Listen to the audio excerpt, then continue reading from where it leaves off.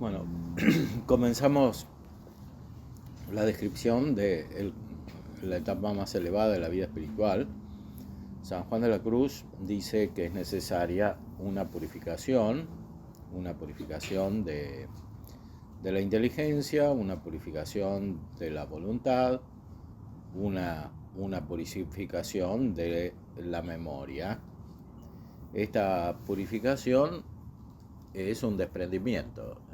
Como hemos visto anteriormente, se trata de un desprendimiento cada vez más profundo, comenzando por las cosas exteriores y terminando en las interiores e incluso en las sobrenaturales, en los mismos dones de Dios.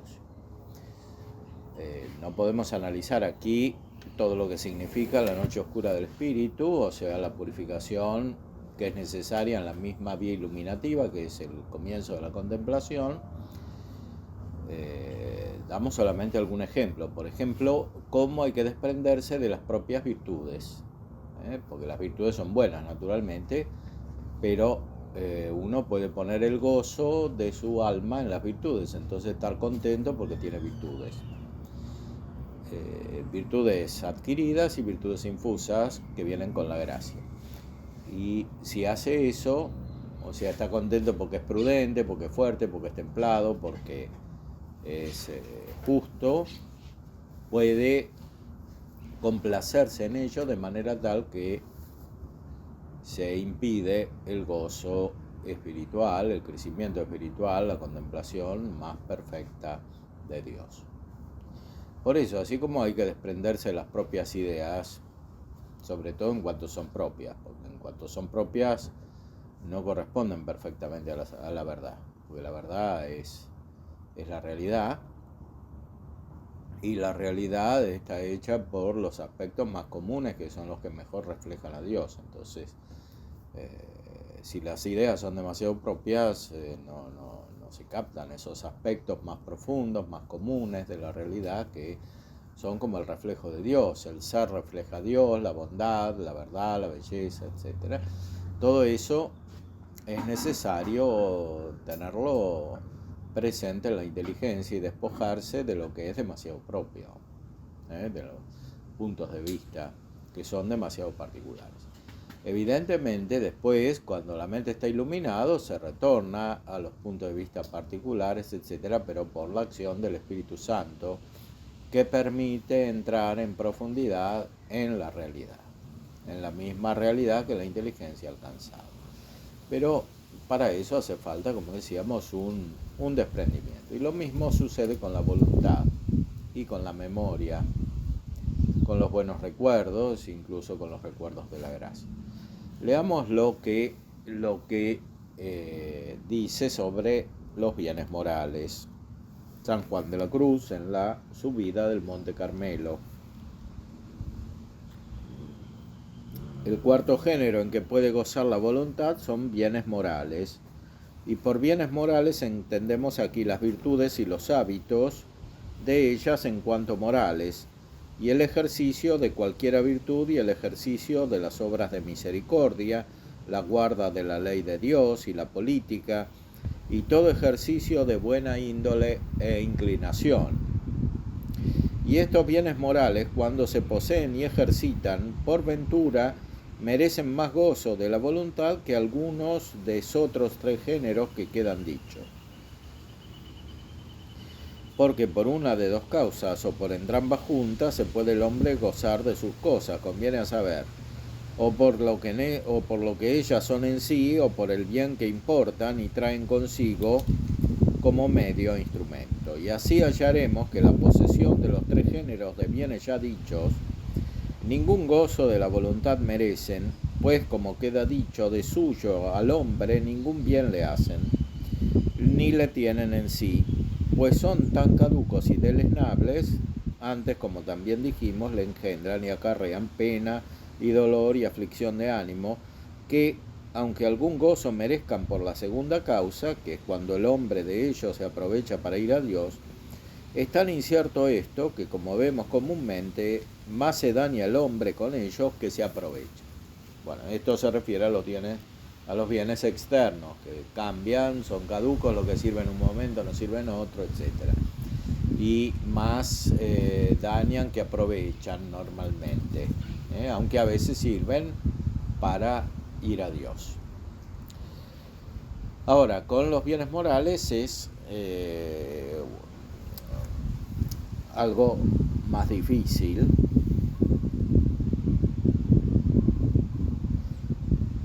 Pero los bienes morales, ya por la primera causa, que es por lo que en sí son y valen, merecen algún gozo de su poseedor, porque consigo traen paz y tranquilidad y recto y ordenado uso de la razón y operaciones acordadas, que no puede el hombre humanamente en esta vida poseer cosa mejor. O sea, sin los bienes morales no hay tranquilidad, no hay paz, no hay orden espiritual y la vida es un caos. Entonces merece la pena que se los busque. Especialmente la vida activa tiene este sentido, de ejercitar las virtudes morales, para que en la mente se disponga la contemplación, en el orden natural y en el orden sobrenatural. Y así, porque las virtudes por sí mismas merecen ser amadas y estimadas hablando humanamente, bien se puede el hombre gozar de tenerlas en sí y ejercitarlas, por lo que sí son y por lo que de bien humana y temporalmente importan al hombre, porque de esta manera y por esto los filósofos y sabios antiguos príncipes las estimaron y las alabaron, y procuraron tener y ejercitar. Y aunque gentiles y que sólo ponían los ojos en ellas temporalmente por los bienes que temporal y corporal y naturalmente de ellas conocían seguírseles, no sólo alcanzaban por ellas los bienes y nombre temporalmente que pretendían, sino además de esto, Dios, que ama todo lo bueno, aún en el bárbaro y gentil, y ninguna cosa impide buena que no se haga, como dice el sabio, les aumentaba la vida, honra y señorío y paz, como hizo en los romanos, porque usaban de justas leyes, que casi les sujetó todo el mundo, pagando temporalmente a los que eran por su infidelidad incapaces de premio eterno las buenas costumbres. Porque ama Dios tanto estos bienes morales, que solo porque Salomón le pidió sabiduría para enseñar a los de su pueblo y poderle gobernar justamente, instruyéndole en buenas costumbres, se lo agradeció mucho el mismo Dios y le dijo que porque había pedido sabiduría para aquel fin, que él se la daba, y más lo que no había pedido, que eran riquezas y honra, de manera que ningún rey en lo pasado ni en lo porvenir fuese semejante a él. Son dos ejemplos de cómo estos bienes morales son buenos, los romanos y Salomón. Dios los premió, a los romanos los premió en lo temporal, porque no eran capaces de la vida eterna, dice San Agustín, porque dice San Juan de la Cruz, porque no creían, no tenían fe, que es el fundamento de toda la vida espiritual. Para llegar a la vida eterna hace falta la fe, pero aun cuando no haya fe, la naturaleza no está totalmente corrupta, destruida, y por eso hay bondad también en los actos humanos, aunque no conduzcan a la vida eterna. Y Dios premia esa bondad de algún modo, porque Dios es justo. Es lo que dice San Agustín de los romanos, que los premió con un gran imperio, con la paz, etc., con bienes temporales, porque no eran capaces de la vida eterna, no los podía premiar con la vida eterna porque no tenían fe.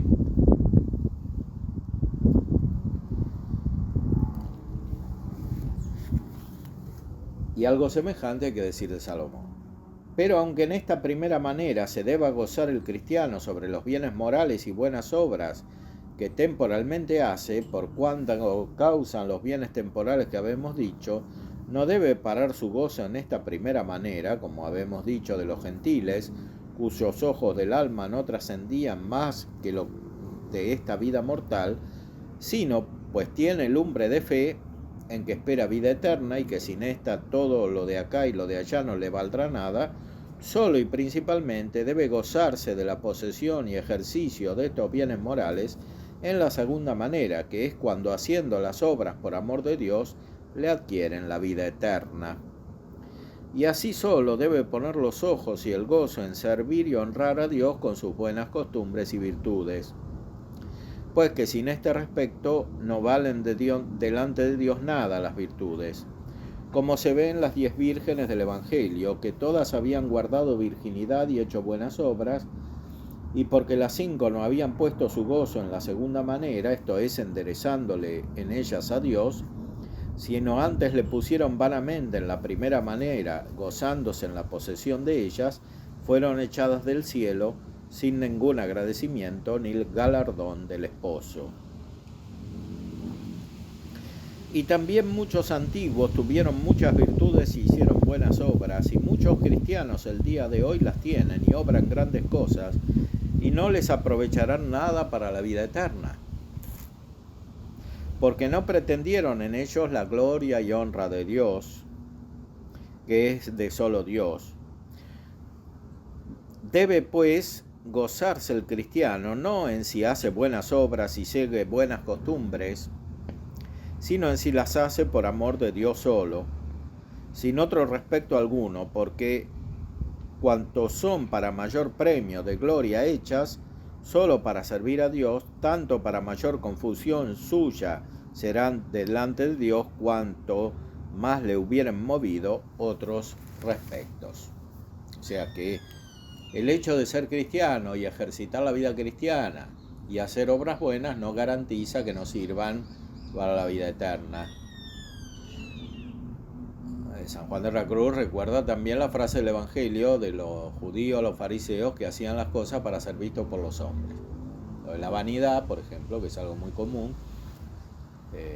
la vanagloria, impiden el mérito de las obras temporales. Uno puede hasta predicar el Evangelio, o ser un buen filósofo, o un buen intelectual, cristiano, católico, y eso no servirle para la vida eterna, porque no crece así espiritualmente. Y lo mismo con todas las otras virtudes. Si no las ejercita de manera tal que llegue a la vida eterna, no le sirven. No le sirven, y por eso debe desprenderse de ellas, buscando solo la honra y gloria de Dios. Es lo que San Ignacio llama indiferencia. Hay que ser indiferentes.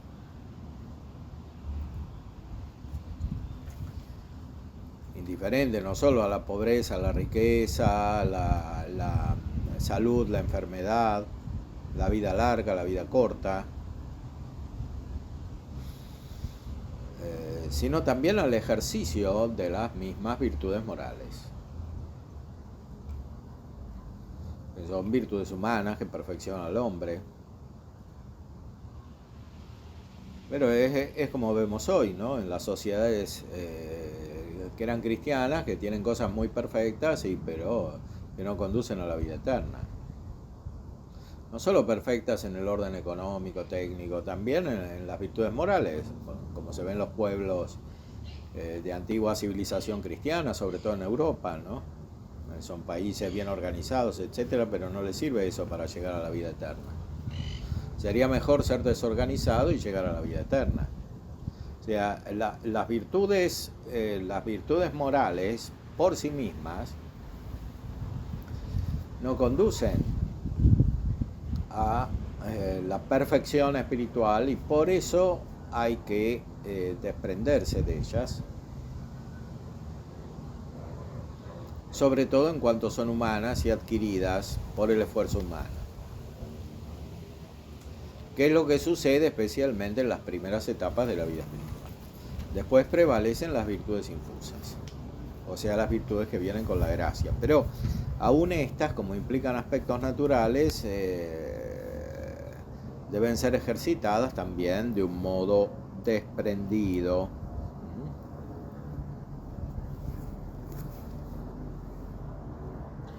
Muy grandes son los provechos que se siguen al alma de no querer aplicar vanamente el gozo de la voluntad a este género de bienes. Porque cuanto a lo primero se libra de caer en muchas tentaciones y engaños del demonio, los cuales están encubiertos en el gozo de las tales buenas obras. ¿Cómo lo podemos entender? Por aquello que se dice en Job, es a saber, debajo de la sombra duerme, en lo secreto de la caña y en los lugares húmedos. Lo cual dice por el demonio. Porque en la humedad del gozo y en lo vano de la caña, esto es, en la obra vana, engaña al alma. Y engañarse por el demonio en este gozo escondidamente no es maravilla, porque sin esperar a su sugestión, el mismo gozo vano, que es el mismo engaño, mayormente cuando hay alguna jactancia en ellas en el corazón, según lo dice bien Jeremías, diciendo, porque ¿qué mayor engaño hay que la jactancia? Y de esto se libra el alma purgándose de este gozo. Es decir, hay una soberbia, una jactancia oculta, no manifiesta en el ejercicio de estas virtudes. El segundo provecho es que hace las obras más acordadas y cabalmente, a lo cual si hay pasión de gozo y gusto de ellas, no se da lugar, porque por medio de esta pasión del gozo, la irascible y concupiscible andan tan sobradas que no dan lugar al peso de la razón, sino que ordinariamente anda variando en las obras y propósitos, dejando unas y tomando otras, comenzando y dejando sin acabar nada, como obra por el gusto, y este es variable, y en unos naturales mucho más que en otros. Acabándose este es acabado el obrar y el propósito, aunque sea cosa importante. Hay gente inconstante porque se guía por el gusto, aunque sea un gusto espiritual, y el gusto de una cierta perfección espiritual que se alcanza. Y lo que se dice de los bienes morales hay que decirlo de los bienes intelectuales. De hecho, San Juan de la Cruz lo ha dicho antes, acerca de las diferentes etapas de la contemplación que no son la misma contemplación de Dios, de la Trinidad, como es posible en esta vida. O sea, todo lo que es intelectual y sensitivo, con más razón todavía, interior y exterior, es necesario purificarlo para que se llegue al puro conocimiento espiritual de Dios en la fe, como es posible en esta vida, que es el conocimiento de la Trinidad. Esta purificación, explica San Juan de la Cruz, se hace de dos maneras. Una es activa, que es lo que está explicando aquí, o sea, detectar cuáles son los apegos espirituales para purificarlos. Y la otra manera es pasiva, que es la más perfecta, que es cuando lo hace Dios. Y Dios lo hace de muchas maneras por todo lo que nos sucede. Porque como es algo pasivo, viene más, en cierta manera, de afuera. Si consideramos el afuera como respecto del centro del alma. Entonces afuera quiere decir no solo lo que nos pasa por exteriormente, como enfermedades, desgracias, de cualquier tipo material, sino que se trata también de algo interior, de fenómenos interiores, que son más relacionados con con la relación entre las personas, justamente, porque las relaciones con las personas son más interiores que lo que pasa en el mundo, alrededor nuestro, aunque nos toque a nosotros. Entonces, ahí hay una purificación muy importante en lo que pasa en el mundo, en lo que pasa en la iglesia, y sobre todo en las comunidades que tenemos más cercanas, ¿no? Porque como son más cercanas nos afectan más. Y finalmente en lo que pasa dentro de nosotros, ¿sí? En cierta manera la mente se tiene que desestructurar para que actúe más directamente la gracia divina.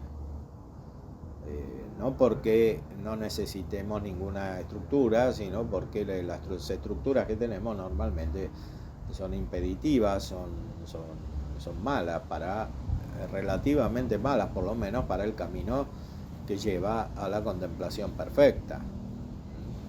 Son como esquemas fijos que tenemos que no nos sirven, o por lo menos no nos sirven para las etapas siguientes. Pues si no nos liberamos de esos esquemas y no somos personas espirituales, guiados por el Espíritu Santo que va gobernando nuestra evolución espiritual, no podemos crecer. Y eso es justamente lo que hace la noche oscura del espíritu, especialmente en el aspecto pasivo, que es el que San Juan de la Cruz describe en el otro libro de la noche oscura del espíritu, de la noche oscura en general, noche oscura del sentido, pero especialmente la del espíritu.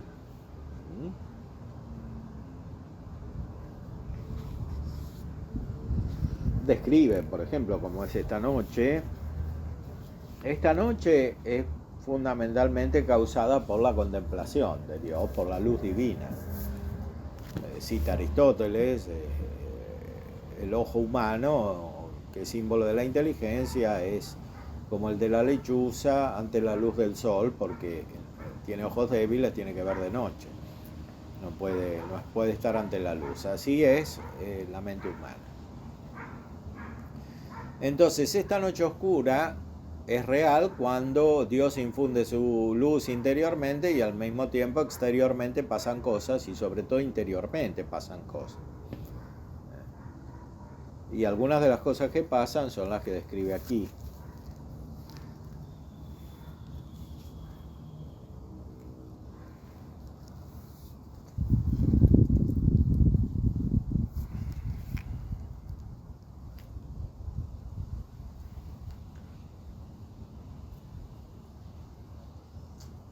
Dice que se siente el espíritu apasionado en mucho amor porque esta inflamación espiritual hace pasión de amor. Por cuanto este amor es infuso, es más pasivo que activo y así engendra en el alma pasión fuerte de amor. O sea, el amor viene de Dios y produce una reacción, una pasión en el alma. Esa pasión es fuerte, porque es más fuerte que la natural, porque hay algo que viene de Dios que es más intenso, que es más real. El problema es que el modo en que se recibe la luz divina y por tanto la pasión es desordenada por el desorden del sujeto que recibe la luz divina, el amor divino. Entonces, una persona que crece en la vida espiritual puede de repente hacer cosas raras. Va a hacer cosas raras, exageradas para sí, para el otro, para la comunidad, o sea, cosas inconvenientes, y sobre todo en el camino interior. Y por eso es necesaria una guía, una paternidad espiritual. Eso es el sentido de la paternidad en la iglesia. O sea, no es solo para organizar la parroquia o el monasterio, la congregación religiosa o lo que sea, cualquier comunidad, sino es sobre todo para poner orden en la vida interior. Eso es lo fundamental. En la vida interior de una persona y de las personas que se relacionan entre sí, porque por la naturaleza social que tenemos. Entonces hace falta que haya orden. Y ese orden se adquiere de muchas maneras. Pero la manera principal es esta paternidad espiritual. Porque la paternidad se refiere a la configuración con Cristo y a la presencia del Espíritu Santo. Si no está el Padre, no está el Hijo, y si no está el Hijo y el Padre, no está el Espíritu Santo.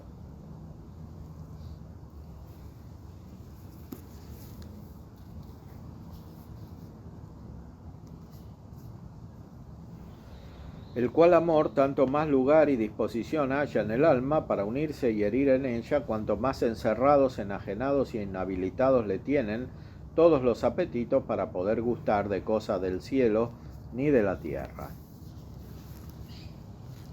Lo cual en esta oscura purgación, como ya queda dicho, acaece en gran manera, pues tiene Dios tan destetados los gustos y tan recogidos, que no pueden gustar de cosa que ellos quieran, todo lo cual hace Dios a fin de que, apartándolos y recogiéndolos todos para sí, tenga el alma más fortaleza y habilidad para recibir esta fuerte unión de amor de Dios, que por este medio purgativo le comienza ya a dar, en que el alma ha de amar con gran fuerza de todas las fuerzas y apetitos espirituales y sensitivos del alma, lo cual no podría ser si ellos se derramasen en gustar de otra cosa. Entonces, si Dios da el amor tiene que recogerse. Al recogerse es un símbolo de un proceso de interiorización, de espiritualización.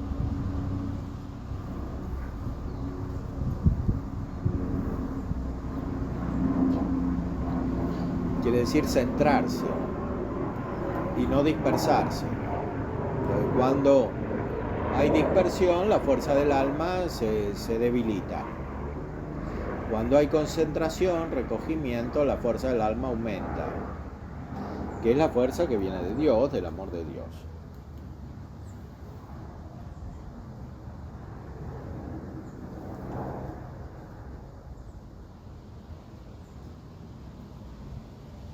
El toque de este amor y fuego divino es de tal manera seca el espíritu y le enciende tanto los apetitos por satisfacer su sed de este divino amor, que da 1000 vueltas en sí y se ha de 1000 modos y maneras a Dios con la codicia y deseo del apetito. David da muy bien a entender esto en un salmo diciendo: mi alma tuvo sed de ti, cuán de muchas maneras sea mi carne a ti, como esto es en deseos. Y otra traslación dice: mi alma tuvo sed de ti, mi alma se pierde o perece por ti.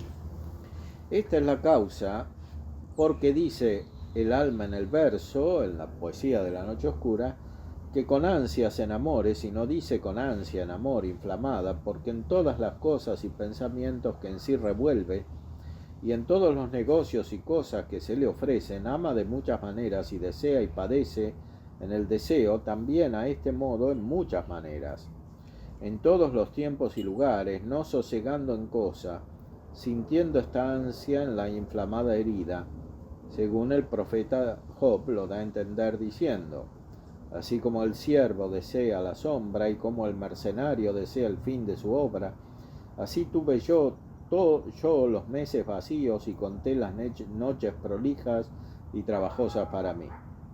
Si me recostare a dormir, diré: ¿cuándo me levantaré? Y luego esperaré la tarde y seré lleno de dolores hasta las tinieblas de la noche. Hácele a esta alma todo angosto, no cabe en sí, no cabe en el cielo ni en la tierra, y llénase de dolores hasta las tinieblas, que dice aquí Job, hablando espiritualmente y a nuestro propósito. Es pena y padecer sin consuelo de cierta esperanza de alguna luz y bien espiritual, como aquí lo padece el alma. De donde el ansia y pena de esta alma en la inflamación de amor es mayor, por cuanto es multiplicada en dos partes. Lo uno de parte de las tinieblas espirituales, en que se ve con sus dudas y recelos le afligen,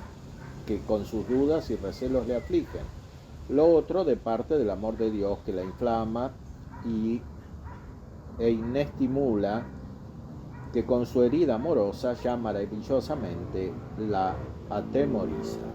Es decir, el crecimiento del amor de Dios produce una desestabilización interior que puede estar llena de oscuridades, dudas, etc. Una desestabilización. Porque hay algo nuevo. Entonces, la configuración de la vida personal no está adecuada a eso nuevo que vino, que es ahora el centro de la personalidad, de este que está siendo purificado por la luz divina. Entonces no hay que tener miedo de los problemas, sobre todo en el orden espiritual, porque sirven. Son en general un buen signo, no mal signo. Salvo que surjan directamente de desórdenes voluntarios queridos. Pero aquí no surgen de eso, sino del crecimiento espiritual. Entonces, en cierta manera, cuanto más oscuridad, duda, perplejidad, desestabilización, desequilibrio interior se produzca en el crecimiento, mejor. Porque si no, no hay crecimiento. Si todo tiene que ser armonioso todo el tiempo, no hay crecimiento. Es simplemente una especie de desarrollo de la naturaleza, eventualmente con alguna ayuda de la gracia, como sucede en las etapas anteriores, pero no es una transformación de la naturaleza del sujeto por la acción de la gracia. Que esto es la noche oscura del espíritu de la cual habla aquí, que es necesaria para llegar a la perfección. Entonces, la vía iluminativa, el inicio de la contemplación, de la cual hablábamos anteriormente con la ayuda de Enrique Herb, necesita esta purificación. Y no hay que buscar la contemplación por sí misma de una manera naturalista, ni hay que buscar una especie de equilibrio, de paz espiritual de manera naturalista, una especie de tranquilidad, de colocarse en una posición en la cual uno ya no tenga problemas. Eso no es bueno,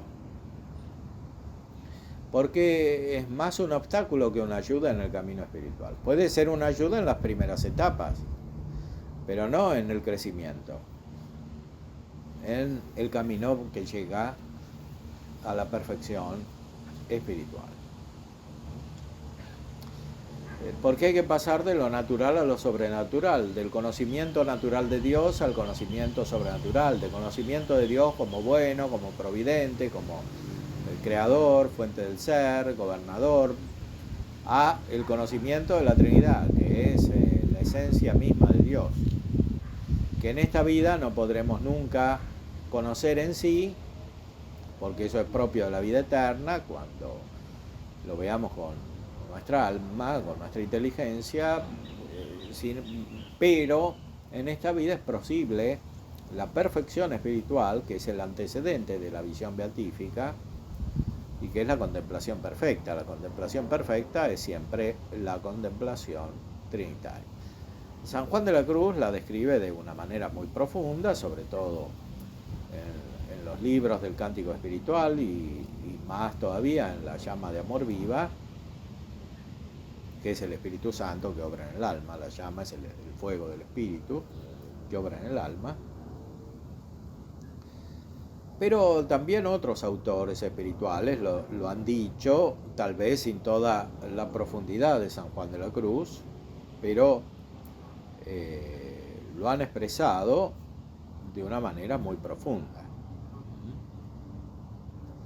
Una primera referencia la encontramos en Santa Teresa de Jesús, en las moradas, en la séptima morada se describe esta perfección espiritual, y lo propio de la concepción de los grandes místicos, especialmente de estos místicos españoles, que son en cierta manera los más importantes de la historia del cristianismo,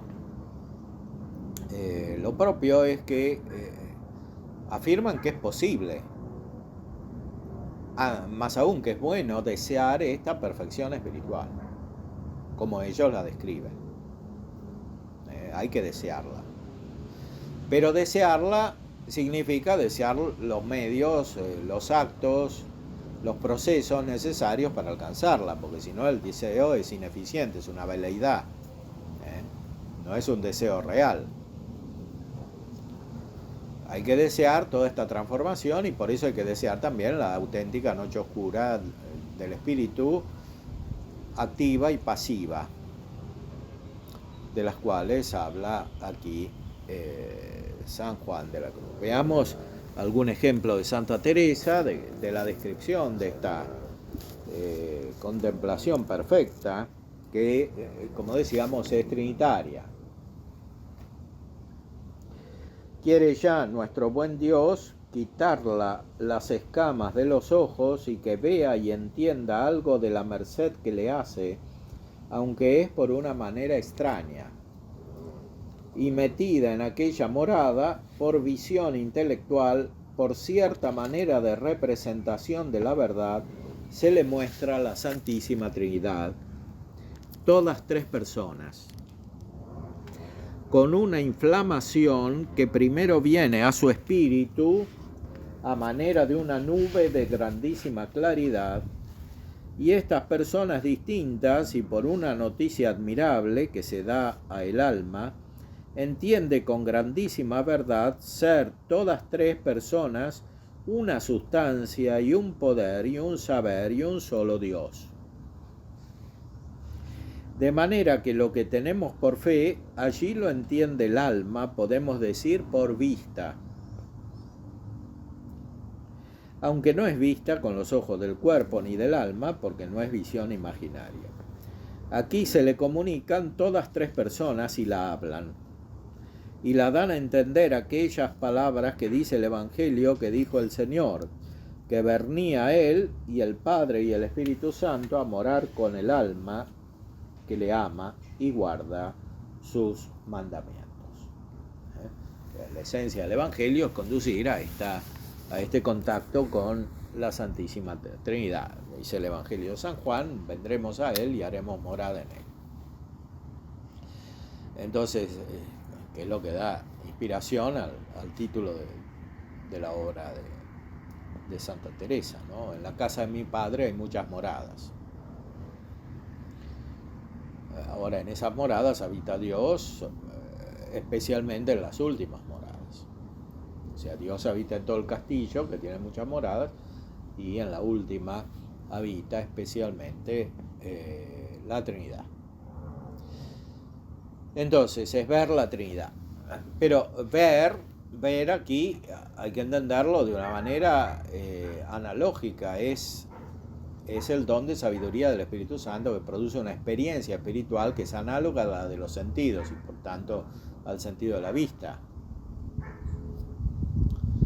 Por eso dice visión intelectual, porque no es imaginaria, no podemos imaginarnos la Trinidad. Es algo espiritual. Entonces todo el proceso de la vida cristiana debería llevar a esto. Está todo conducido aquí.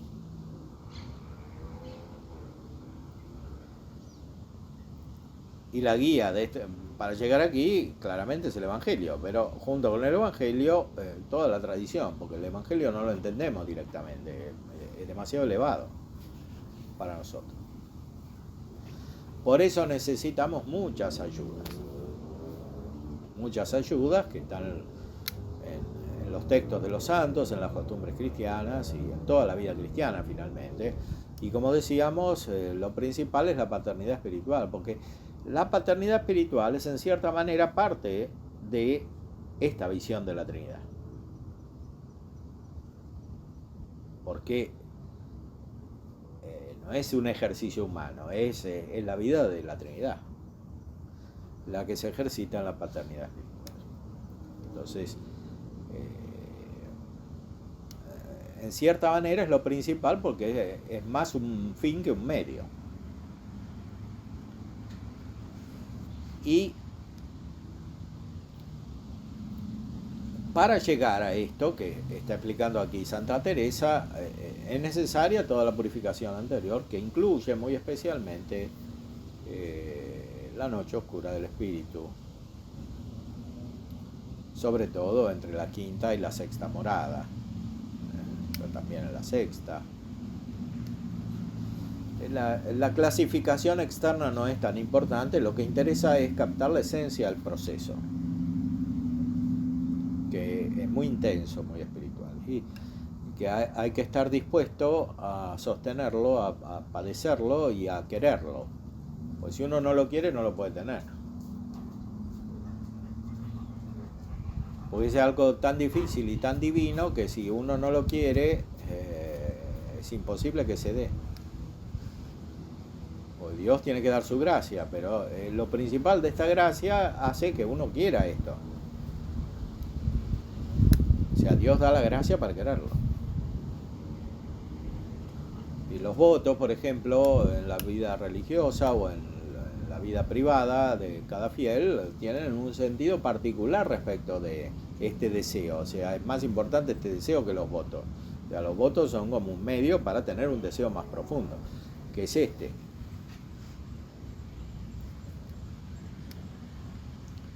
Que es este deseo de purificación intensa y de participación de la vida divina, de participación de la vida de la Santísima Trinidad. Veamos otros textos de la tradición. Estamos en una época precedente, el siglo anterior, el siglo XV. Aquí hay un autor, Dionisio Cartujano, un monje en una cartuja en Flandes, cerca de donde estaba Herp, el otro autor que consideramos, del mismo ambiente espiritual, influido por la mística del Rin, por la de los dominicos de la Edad Media, Eckhart, Aulero, etc.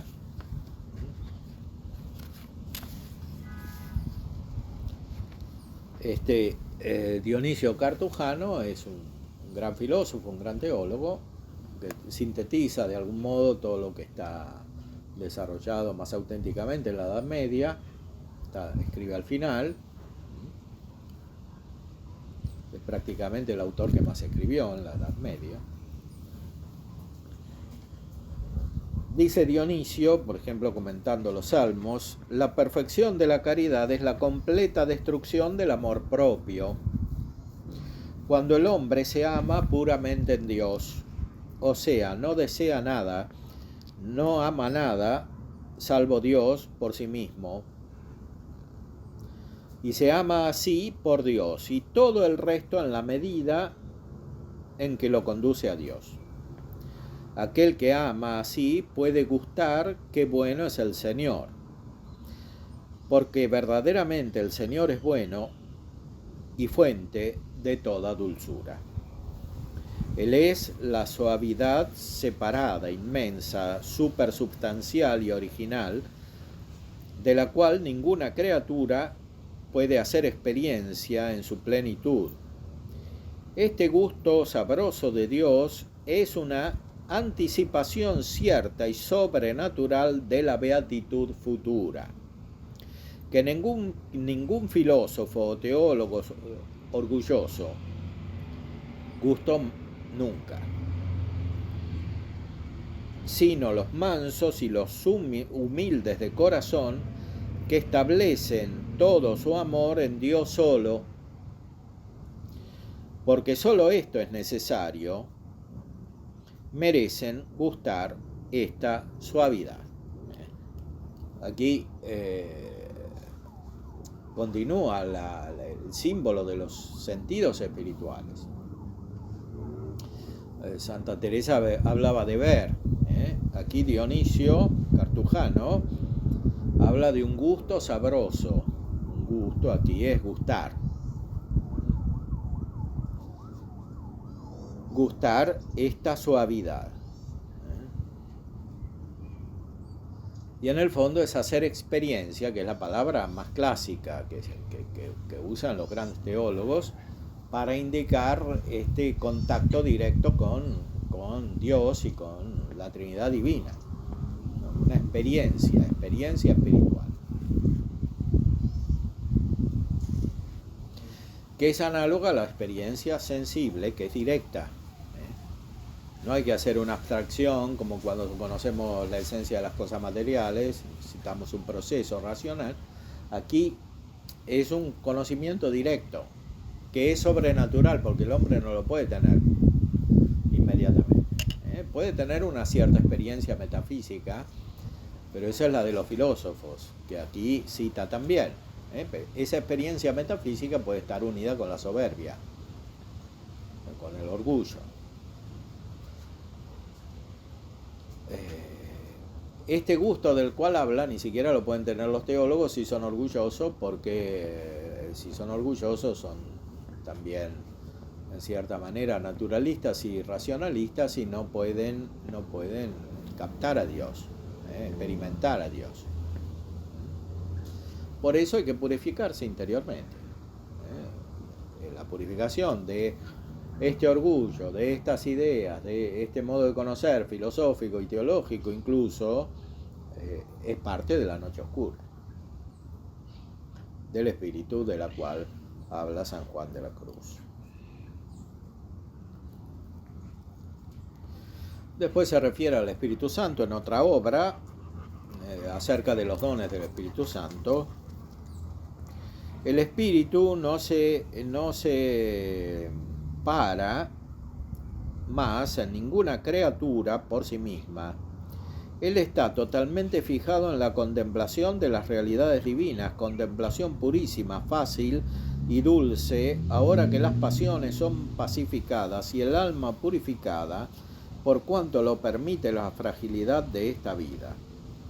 Esta sabiduría pertenece a aquellos que pueden decir con San Pablo: nosotros todos, con el rostro descubierto, reflexionando como en un espejo, o reflejando como en un espejo la gloria del Señor, somos transformados en esa misma imagen de gloria en gloria, según la acción del Espíritu Santo.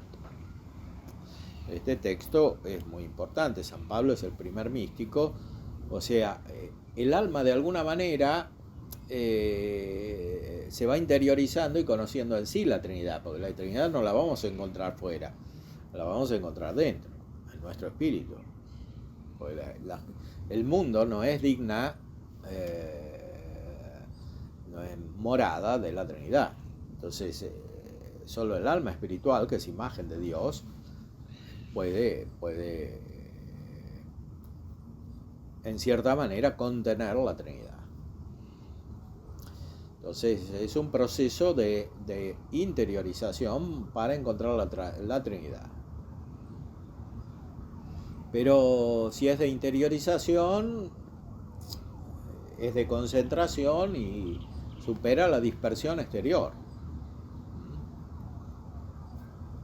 que está en la multiplicación de actividades, de intereses, de sensaciones, de experiencias naturales, e incluso en la multiplicación del ejercicio de las virtudes cuando no está directamente ordenado a la contemplación de la Trinidad, que es el fin de todo, en todo, porque esto no es para algunos, es para todos.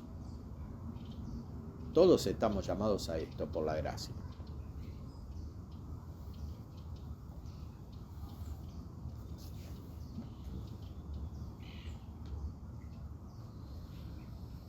Y después, en otra obra que se refiere a las monjas de clausura, dice: nuestro progreso y nuestra perfección en esta vida consisten en el acercarnos siempre más cada día, hasta donde es posible, a la visión beatífica y a la contemplación fruitiva o gozosa de Dios, a pregustar en una cierta manera el sabor en la contemplación amorosa a través del ejercicio de la fe y el don de la sabiduría, en modo tal que podamos cantar con el profeta en toda verdad: mi corazón y mi carne exultan en el Dios vivo.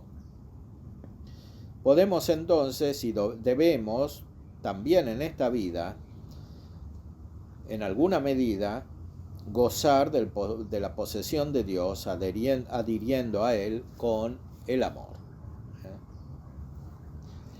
Y aquí se está refiriendo al ejercicio perfecto del conocimiento espiritual con el don de la sabiduría del Espíritu Santo, sabiduría que hace gustar las cosas divinas, experimentarlas. Y después, en un gran libro sobre la contemplación, que estudié especialmente, porque hice la tesis de teología sobre eso, en el libro sobre la contemplación dice Dionisio Cartujano: esforcémonos entonces cada día por acercarnos siempre más a las realidades divinas, con una verdadera, profunda y estable humildad y con el santo fervor de la caridad. Es en efecto con estas actitudes que contemplaremos más sinceramente y en profundidad la Trinidad bendita, que la amaremos más ardientemente y que seremos verdaderos devotos. La devoción, en efecto, es una prontitud de la voluntad para todo lo que concierne el culto divino. Ella no tiene lugar sino a través de una previa meditación.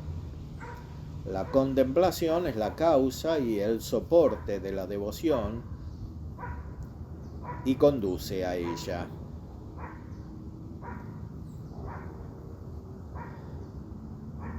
Sometámonos entonces humildemente al Dios Altísimo y seremos consagrados por Él. Seremos consagrados por Él. Quiere decir recibir la unción del Espíritu Santo, ¿no? La consagración es una unción. Como en la confirmación, en el bautismo, en el orden, hay una unción del Espíritu Santo. Así también, de una manera espiritual, hay una unción del Espíritu Santo, una consagración, que es necesaria para la consagración, para la contemplación perfecta. Esta unción espiritual es el fin de la unción sacramental. O sea, los sacramentos son para esto, y no al revés. Esto es el fin.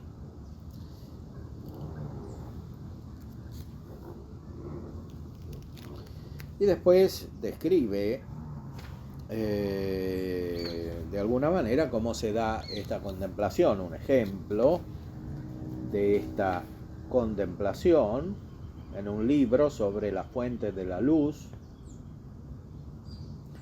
y las semillas de la vida. Dice: Dios esconde la luz en sus manos, después da orden de brillar de nuevo.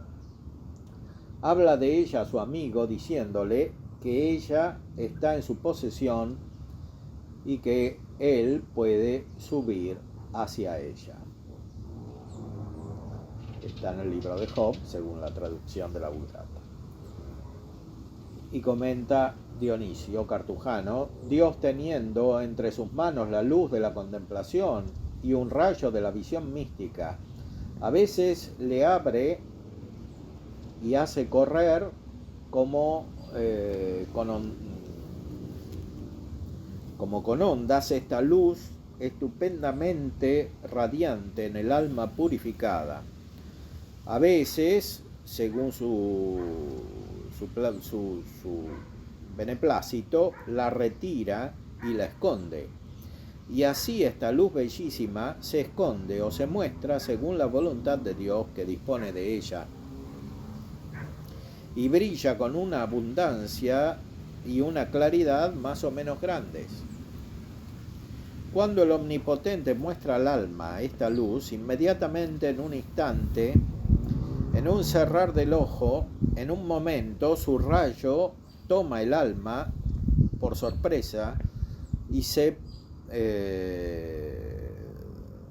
posesiona dulcemente y sin violencia de ella, con su grandeza, con la plenitud y la excelencia de su majestad, de su perfección, de su inmensa claridad. Entonces el alma desfallece y sale fuera de sí misma, vencida por el amor,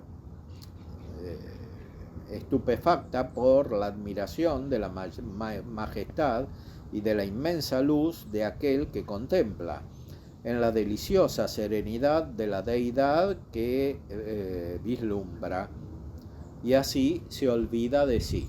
Es como decía San Juan de la Cruz: olvido de lo creado, memoria del creador. Y de lo creado es de sí misma también. Olvido de lo creado, memoria del creador, y estarse amando al amado. En efecto, continúa Dionisio, ella es instantáneamente iluminada, inflamada con tanta potencia, que sucumbiendo completamente pierde sus fuerzas y los sentidos del cuerpo. Entonces, introducida en el secreto de la luz increada, ella se hunde en el abismo de esta claridad infinita, se pierde como raptada en el océano de la felicidad eterna, arde liberada en el fuego de un inmenso amor, va aquí y allí como a la aventura, pero con la más grande seguridad,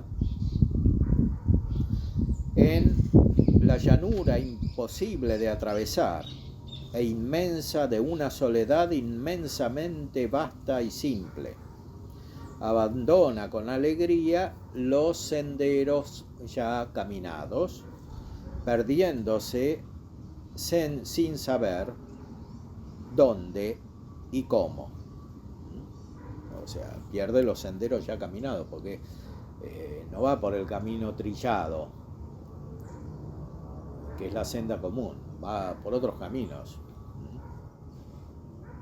O sea, entra en una inmensidad donde no hay camino, porque ya está en Dios de alguna manera, que es como una llanura infinita. Entonces puede caminar para cualquier lado. Esa es la libertad espiritual perfecta.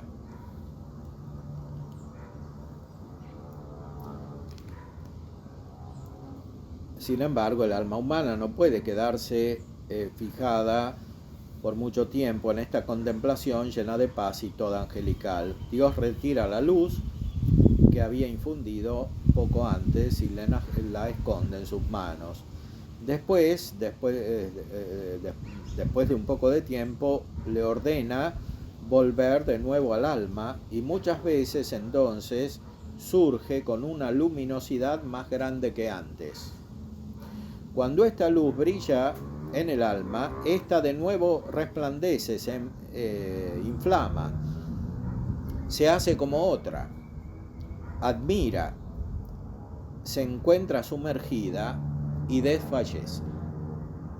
Son fenómenos espirituales que se dan en la contemplación perfecta, que es lo que tenemos que querer, es lo que tenemos que buscar, porque todo lo demás es para esto. Toda la vida práctica, toda la vida moral y toda la vida religiosa, incluso los sacramentos, son para esto.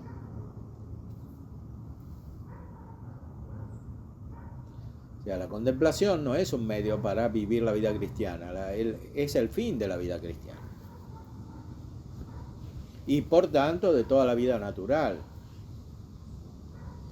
O sea, para eso fuimos creados, para esta contemplación, no para otra cosa. Entonces, lo que sirve para esta contemplación es bueno, al menos relativamente bueno, y lo que nos sirve es malo, al menos relativamente malo, porque puede ser algo bueno en sí, pero que no nos sirve para llegar a esta contemplación. Por eso la necesidad de la noche pasiva del espíritu y de la noche activa, o sea, de lo que hacemos, porque si no nos desprendemos voluntariamente, tampoco Dios nos va a desprender, porque no queremos. Entonces, para que esté la noche pasiva, tiene que estar también la noche activa. Las dos en realidad son parte de lo mismo, de la misma infusión de la luz divina que lleva a la contemplación. Entonces, no tenemos que centrarnos tanto en el orden de nuestra vida, en en tener una vida perfecta según lo que imaginamos nosotros o según lo que imaginamos que los otros imaginan, sino que hay que buscar lo esencial, sin hacer demasiado caso de aspectos más superficiales o incluso de defectos más superficiales, porque muchos defectos no los vamos a poder superar si no buscamos esto. Es imposible. Entonces, en vez de centrarse obsesivamente en superar esos defectos, para tener la perfección de las virtudes morales, como decía antes San Juan de la Cruz, es necesario emprender el camino de la contemplación perfecta, buscarlo y poner los medios, que quiere decir someterse voluntariamente a esta transformación. Y por último, retornamos al autor que nos guió en parte de este camino, Enrique Herb, que es un antecedente muy importante de San Juan de la Cruz, que está en el mismo ambiente cultural y religioso de Dionisio Cartujano. ¿Cómo obra el Espíritu Santo? Porque esta luz y este amor que describía Dionisio vienen del Espíritu Santo inmediatamente, es el primero que obra en nuestra alma, porque es el último enviado por el Padre y por el Hijo, pero para nosotros es el primero, en cierta manera, que sentimos.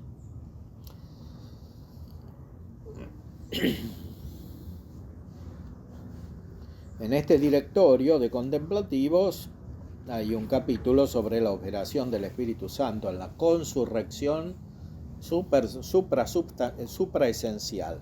Esta palabra quiere decir consurrección, quiere decir resurrección espiritual, sobrenatural, que se da en lo íntimo del alma. Vamos por fin a tratar de la consurrección de esta vida o estado, aunque todo lenguaje es impropio de tan maravillosa realidad. Efectivamente, sobrepasa nuestro entendimiento por la incomprensible y noble sutileza con que somos atraídos por la Santísima Trinidad y los innumerables modos de su operación en el alma según los planes amorosos de Dios y nuestra preparación. Las operaciones de la Santísima Trinidad son comunes a las divinas personas, son por tanto inseparables. Pero en Dios se apropia a cada una de las divinas personas su operación distinta en las tres facultades superiores del alma. El Espíritu Santo, con su atracción, actúa en la voluntad o potencia amativa superior. Entonces el alma se hace apta para contemplar a Dios esencialmente.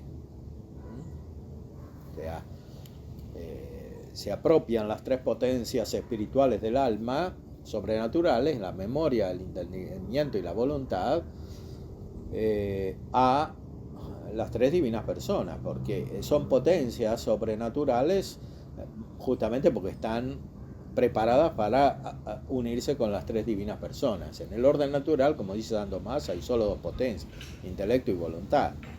En el orden sobrenatural hay tres, porque en el orden sobrenatural el alma está preparada para conocer la Trinidad.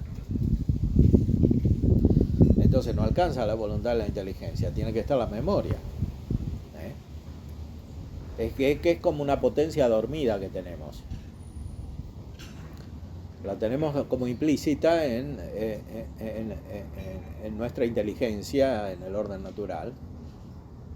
Pero cuando se activa, porque está la gracia, aparece como origen de la inteligencia. Y la memoria también tiene su aspecto sensitivo, es otra potencia sensitiva que no es capaz de poseer al Padre. Es más capaz de rebelarse contra el Padre, como dice Freud, que de poseer al Padre, porque para poseer al Padre ni siquiera alcanza la inteligencia. Entonces, en el orden espiritual estas tres potencias. El el Espíritu Santo actúa más directamente sobre la voluntad. Y a través de la voluntad produce un efecto en el entendimiento. Y consiguientemente la memoria, que es el origen del entendimiento. Pero el efecto es justamente hacer presente al Hijo, hacer presente al Padre. O sea, la vida trinitaria que se engendra en nosotros cuando somos iluminados. Y cuando todo lo demás que está afuera desaparece porque la fuerza del alma que viene de Dios está sentada en la Trinidad, está centrada en la Trinidad. Entonces, nuestra vida espiritual cristiana sirve para esto. Todo lo demás que hacemos tiene esta función. No podemos perder el tiempo en otras cosas.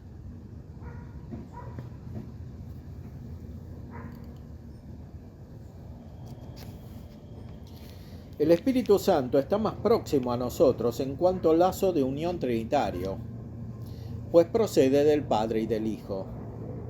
La voluntad es atraída primero y después el entendimiento y la memoria. Esta consurrección o ascensión está figurada por Moisés cuando Dios lo llamó a subir al monte Sinaí. Moisés veía a Dios de lejos con todos los hijos de Israel. La cara de la gloria de Dios sobre el monte Sinaí era como fuego que arde en presencia de los hijos de Israel. Estos son figuras de los que salieron de la vida secular para el desierto de la penitencia. Los judíos que iban por el desierto, los hijos de Israel. Todos tenemos que pasar por el desierto, que es el símbolo de esta purificación y de esta noche oscura.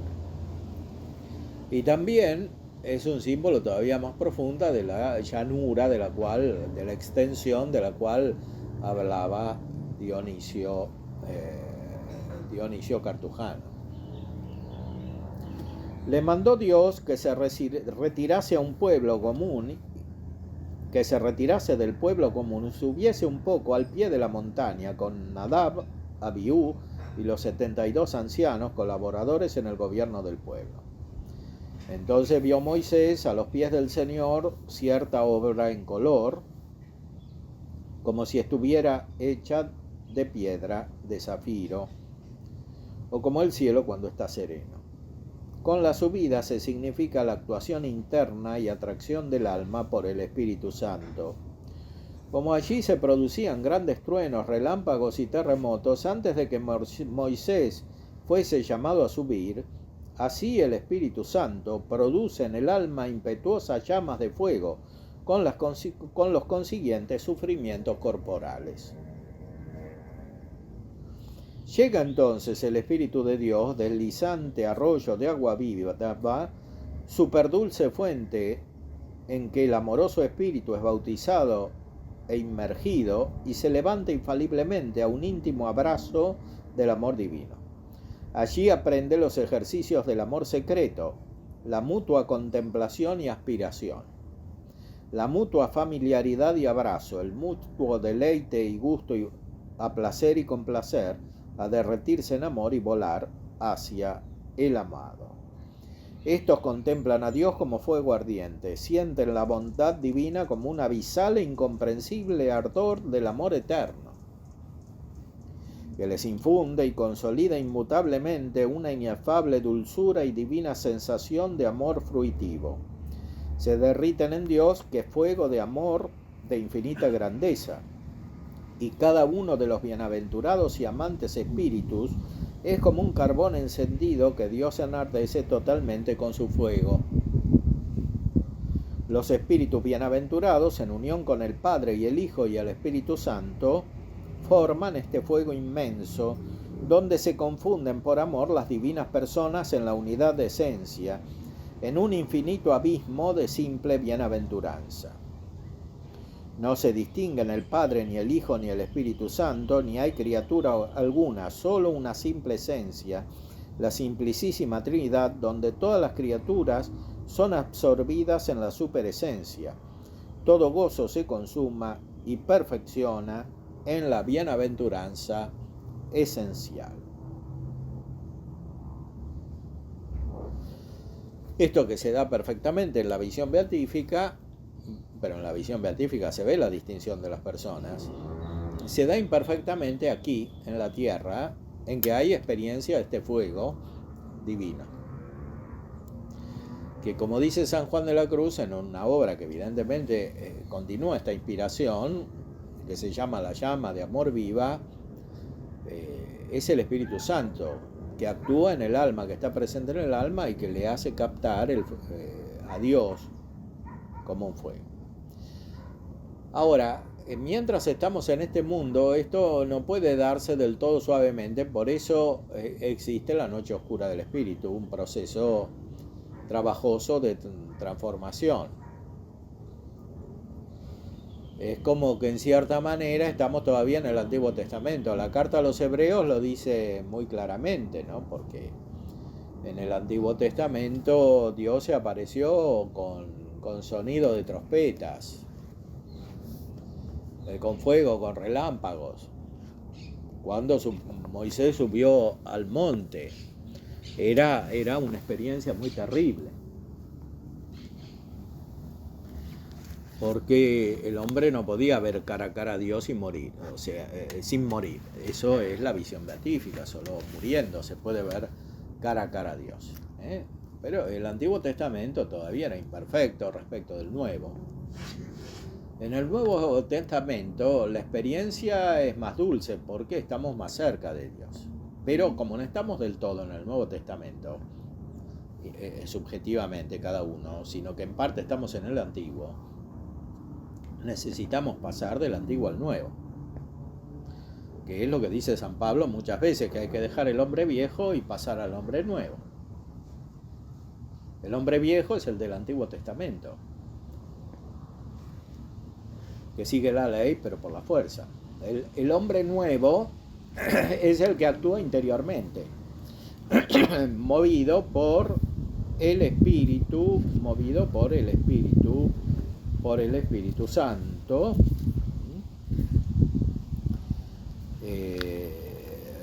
El pasaje del Antiguo al Nuevo Testamento de alguna manera indica no solo lo propio de la condición cristiana, en la cual esencialmente el mensaje es gozoso y dulce, sino también indica cómo es la transformación del sujeto, porque estamos en cierta manera todavía en el Antiguo Testamento. Por eso a veces interesan más los bienes morales que los más espirituales, como decía San Juan de la Cruz. Los bienes morales son más propios del Antiguo Testamento, sobre todo en los aspectos naturales. En cambio, necesitamos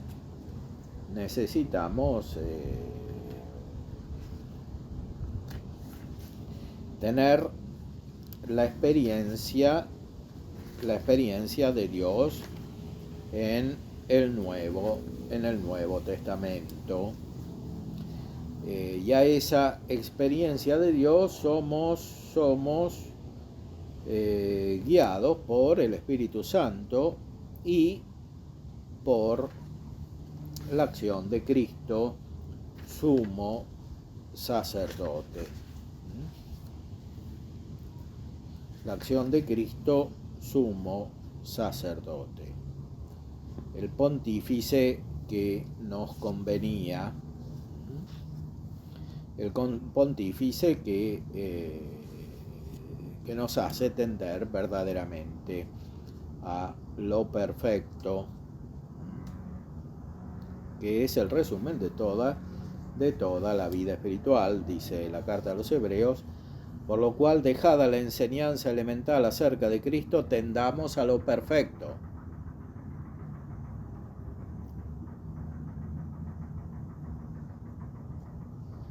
O a lo más perfecto, no echando de nuevo el fundamento, es decir, la penitencia de las obras muertas y la fe en Dios, etc. Porque a los que una vez fueron iluminados y gustaron el don celeste y fueron hechos partícipes del Espíritu Santo y gustaron la hermosa palabra de Dios y las maravillas del poder propias de la edad venidera y recayeron, es imposible renovarlos segunda vez, convirtiéndolos a penitencia, cuando ellos, cuanto es en su parte, crucifican de nuevo al Hijo de Dios. Es decir, no podemos volver para atrás. El retroceso espiritual, es como una ofensa a Cristo y una nueva crucifixión de Cristo. Por eso, para finalizar, le pedimos al Espíritu Santo que centre en nuestra vida espiritual, que nos haga personas verdaderamente espirituales que tienden a la contemplación de la Santísima Trinidad y que están dispuestas, que hacen actos deliberados para emprender todo el camino necesario para llegar a esta contemplación de la Santísima Trinidad. Necesitamos una decisión muy firme de nuestra voluntad, que no puede venir sino de la gracia, para que tengamos esta transformación. Si no la queremos, no la podemos tener. Pero este querer no es fruto de nuestra iniciativa humana, sino finalmente es fruto de la acción divina, de la acción del Espíritu Santo. Esto es lo que va a dar unidad a nuestra vida, es lo que nos va a unificar, nos va a simplificar y finalmente nos va a dar la plena felicidad. Dice la carta a los Hebreos finalmente, porque no os habéis llegado a un fuego y niebla y lobreguez y tempestad, en que todo ardía y se andaba a tientas, y a un son de trompeta y voz de palabras, la cual los que la oyeron demandaron que no se les añadiese palabra, porque no podían soportar lo que se les ordenaba. Aun si una bestia tocar el monte será apedreada. Y tan espantoso era el espectáculo. Moisés dijo: espantado estoy y estremecido, sino que os habéis llegado a un monte Sión y a la ciudad del Dios viviente, la Jerusalén celestial, a miríadas de ángeles, a la festiva asamblea y a la iglesia de los primogénitos inscritos en el censo de los cielos, y al juez Dios de todos, y a los espíritus de los justos llegados a la consumación, y al mediador de la nueva alianza, Jesús, y a la sangre de la aspersión que habla mejor que la de Abel. Mirad que no rechacéis al que habla, porque si aquellos no escaparon por haber recusado al que en nombre de Dios hablaba sobre la tierra, mucho más nosotros, los que rechacemos al que habla desde los cielos, cuya voz entonces conmovió la tierra y ahora ha prometido diciendo: una vez más yo sacudiré no solamente la tierra, sino también el cielo. Y eso de una vez más declara el cambio de las cosas que son conmovidas, como hechas que son, a fin de que subsistan las que no son conmovidas. Por lo cual, recibiendo un reino inconmovible, mostremos reconocimiento, por el cual demos a Dios culto agradable, con reverencia y temor, porque nuestro Dios es fuego devorador. Aquí lo dice con mucha claridad.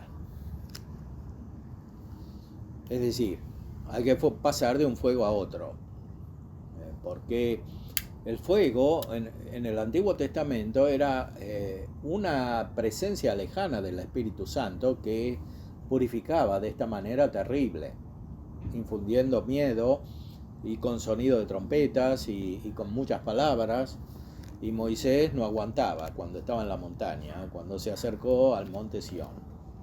En cambio nosotros nos acercamos a la Jerusalén celestial, no subimos como Moisés.